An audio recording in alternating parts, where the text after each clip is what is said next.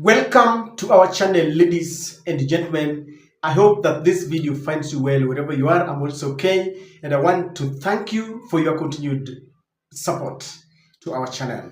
Ladies and gentlemen, a few days ago, just before Christmas, President William Samoei Ruto and the First Lady Mama Rachel took their time and wished Kenyans a Merry Christmas and a Happy New Year. Now, Kenyans are asking, is there anything to be happy about? Because William Ruto himself has decided that we are going to end this year on a very sad note with the tear gas controlling our cities in Mombasa, Nairobi CBD, when activists and youths went to the street to protest against the illegal abductions of youths. Billy Mwangi, Peter Mutei, Bernard, Kavuli, Gabriel, the other guy who was making videos of Kasongo. There are very many people who have been abducted. And William Ruto himself admitted that the government is abducting youth because while in Homa Bay he said, we will stop the abductions, except that we are also asking parents to do their part. Meaning that William Ruto is abducting these youth because he feels the parents did not train them properly. The parents allowed them to start making AI-generated photos of Ruto in a coffin and all that. Now today, as the youths had threatened, they said if their fellas were not going to be released by 30th today, they were going to be on the streets. And they made good their threats. They went there in a very peaceful procession. But as always, William Ruto decided to charge the police on them. And I want us to watch this as Okiya Omutatah led youths and activists to proclaim victory, to protest against these illegalities. And then our Kenyans in the diaspora who have been following very closely what is happening. I know they have been tweeting, if you listen to Nelson Amenya, Miguna, Roslyn Akombe, all of them. Kenyans in Australia decided to organize their peaceful procession protesting against William Ruto's abductions, and they are telling William Ruto, we are warning you.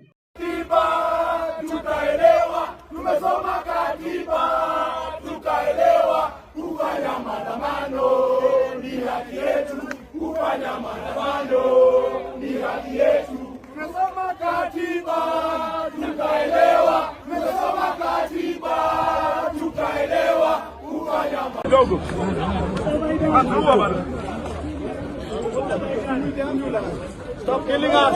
Stop killing us!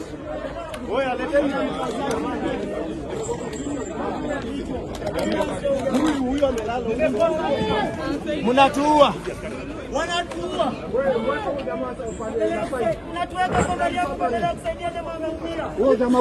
Jamaa tolewa hapo. Wewe, hebu tuende huyo jamaa kwa mweka nini? Continua.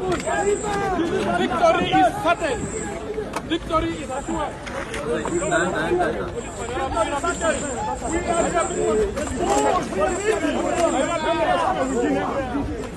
Aduta continua. The struggle continues. The struggle continues. The struggle continues. We are peaceful. The struggle continues. Release our people. Kenyan is home. Kenyan is home. We shall overcome. Tuko katika mikono ya mabeberu. This is the colonial system. Hivi ndio mkoloni alitaka mkwe mnafanya. Unadhulumu Mkenya mwenzako kwa sababu anatetea haki yake. What are you doing?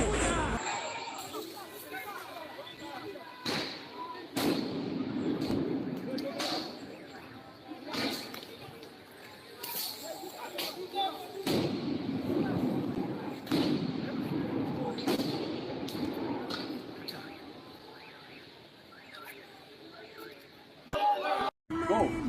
Ruto must go. Ruto must go. Ruto must go. Ruto must go. We are not happy as youth. We are not happy. That is why we are coming together here Kenyans in Australia, Kenyans in Darwin, we are here to send a message that we are not happy. We are not happy at all that our youth are being abducted. We are not happy at all that there is forcing of people to do things they don't want to do. We are not happy of the economy in Kenya. We want a change. We have a voice. We are the people, the power of the people. We know our rights, our freedoms, and we want our people to be abducted, our youth to be abducted. Ruto, release our youth and empower them. Instead of abducting them, please empower them. Ruto must go. Kabisa. Ruto must go. Ruto must go. Ruto must go. Ruto must go. By the way, we want those youths released in the next 24 hours. President William Ruto, we want you to address the nation, release those young men to go back and build the country. This country, we built this country for the last 61 years. We can't sit and watch the country go down. Viva! Viva! Ruto must go. Kenyans in This Diaspora, thing has speak become, up. Kenyans in Diaspora, speak Speak up. up. Kenyans This in thing is Australia, international. speak We are here in Australia and we know our rights. We know our rights. We stand with the people in Kenya. We stand with the people in Kenya. Ruto, release our youth. Release our youth today. Today. Ruto, you have ruined our Christmas. You have made families sad. Australians are sad. Kenyans in Australia, all over the world are sad. We worry because we left families there. We left our elderly people there. Nothing seems to work in Kenya anymore. There is a very high rate of unemployment. Taxes are very high. People are poor. People are hungry. But when they make noise, when they cry, you start showing your iron fist. It doesn't make sense at all. You have only one job. Serve the people. Serve the people of Kenya. Serve the people. If the job is too hard, if you're very weak, you cannot take simple comments and simple challenges. Just leave the job. Just leave the job. I mean, people put you there and they believed in you. You lied to them. You lied to them. So it's time to pack up and go. And every Kenyan all over the world, you have a duty. Because where there is no justice, then protests and demonstrations become duty. We have to fight. We have to keep going. We have to make progress. Na tafadhali, His Excellency, Ambassador, Dr. Wilson Kogo, please say something. We want to hear your voice. We want to hear your sentiments about this. Please, na vijana, back home, tuko pamoja na nyinyi. Leo kwa streets, Tuko pamoja. tuko pamoja. High Commissioner, we're waiting to hear your response about this. Kenyans are not happy. Viva! Viva!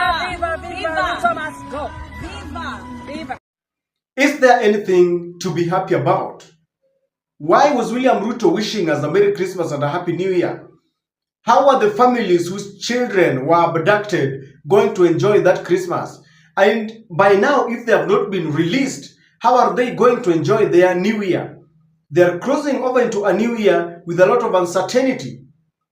They are afraid their children might not be even alive. The new CS Interior, Murkomen himself, started on a wrong foot.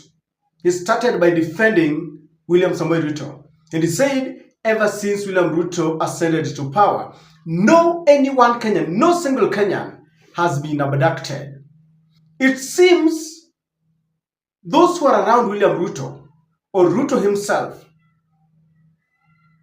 it seems those who are around Ruto, the advisors, the cabinet secretaries, the broad-based government, might not know why youths are angry with William Ruto's government. When Gen Zs went to the street and they were being killed, the person who was in charge was the now new Deputy President Kithure Kindiki. One of the reasons why they went to the streets was because they had complained of a bloated cabinet full of members who are chest thumping and showcasing their opulence, executive watches and very expensive suits. One of them was Kipchumba Murkomen. That is the man William Ruto brought to the cabinet. Now he has been elevated to be in charge of the Gen Zs. How do you even expect Murkomen and the youth to coexist? They had protested that Murkomen used to showcase and showing them, the kind of large lifestyle. Now is the one in charge of security. Do you think he will spare them? And this is one of the reasons why Gen Zs are tired and they are making noise. They're saying, stop abducting us. They are on the streets very, very peacefully. And I wonder why the police had to charge on them. Did they break any law? They never carried any weapons. They were not breaching the people who are around. They were not breaching any law. They were not interfering with the rights of others. Yet they were forcefully arrested. And you wonder why. It tells you we do not have a government. The government does not follow the law. You know, all that people are saying is, why can't we follow the law?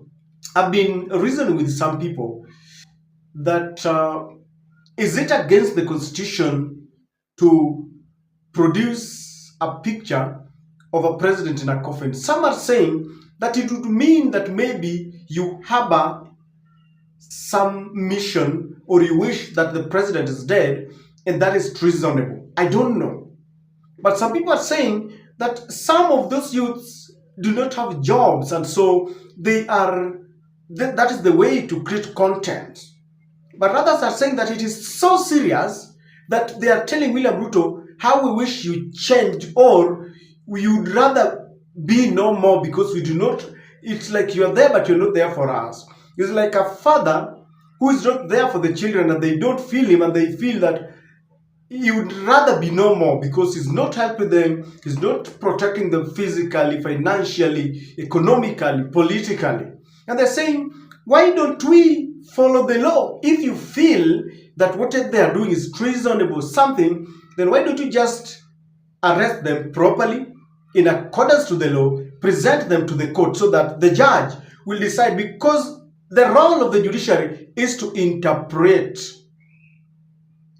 Present them. Let the prosecutor say, this boy has breached the constitution by making Kasongo videos, by calling William Ruto Kasongo, by making an AI-generated picture of William Ruto in a coffin, so that the judge, in accordance with the constitution, will interpret. Why do you abduct them? The more they are being abducted, I realize they even share those videos the more. Why can't we look at the reason why they are mad? You need to understand where they're coming from.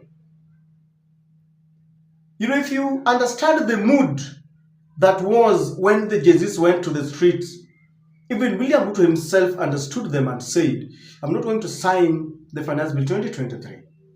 He dissolved the cabinet, meaning he understood them. He even said, we need to talk. But it seems he's back to factory settings. Kenyans in the diaspora are not left behind. They are with us in prayers. They are with us and encouraging Kenyans to stand for their rights. That is the best that they can do, because they know that we have a cruel government and they don't want to keep quiet. They don't want to sit back and watch their fellow countrymen being abducted.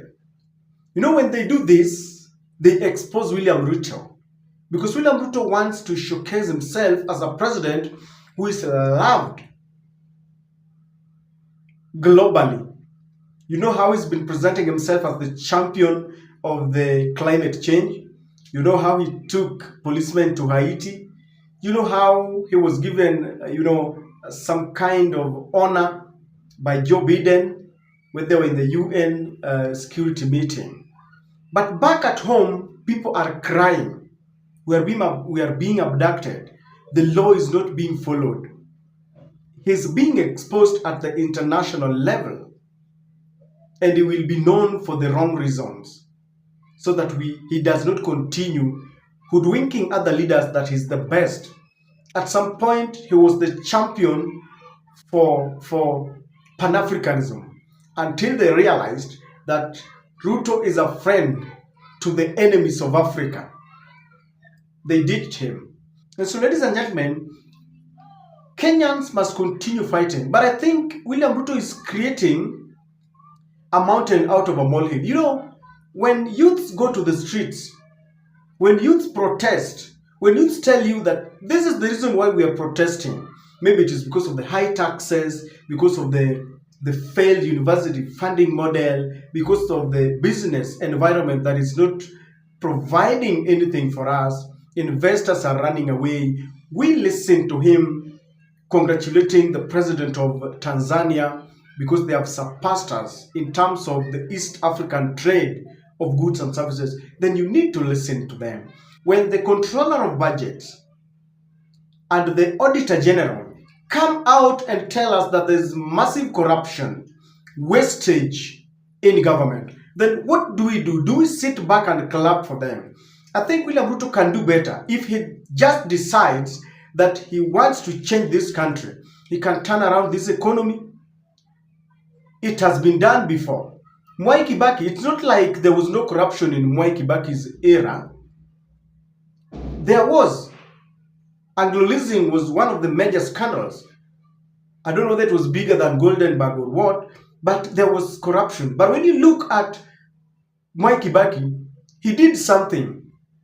And I believe that from where William Ruto sits, he can do better than this. William Ruto has learned from Moi, from Kibaki, from Raila, from Uhuru Kenyatta. If he decides today that I want to declare Kenya a corruption-free, zero tolerance to corruption, I can assure that he can do better. Rather than looking for Raila, for Uhuru Kenyatta to help him, it won't help. Kenyans have decided and they're going to shout about it. And I don't know what to think, but the Kenyans in diaspora and those who live within the country are tired and they are mad. Abducting them, killing them, intimidating them will not help anything. William Ruto must sit with these think tanks and change. There must be a very strong paradigm shift from what he's doing so that as we cross over to 2025, let him stop abductions, stop corruption and wastage. At least we will see something happening. You know, Kenyans know when our money is being used prudently. It can be done. I still maintain it can be done if William Ruto wants. If William Ruto fails, we all fail. And that's why we always wish that William Ruto succeeds, because when he does, Kenya succeeds. But I want to maintain that deliberately William Ruto does not want to succeed. I believe in him and I know he can if he wants, but he does not want. And if you are still asking why Gen Zs are saying that their presidential candidate come 2027 is Okiya Omutatah, you have the answer. I don't know what to think, but that is my take.